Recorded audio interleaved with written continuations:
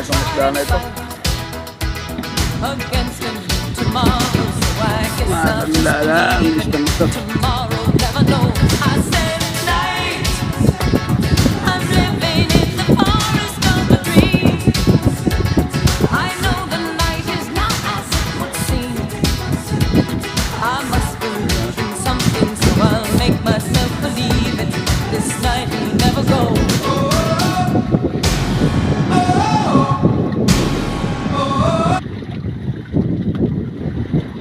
Yan,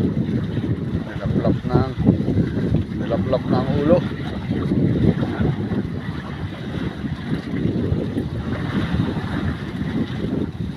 Tinalang pa lang na ang ulo. Nakahuli ka rin yun.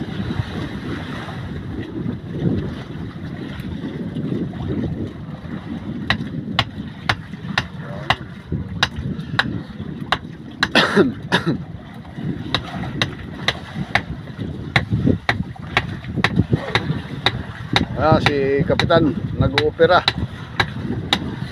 Doktor dati yan eh. Naging balsamador. Balsamador ng isda.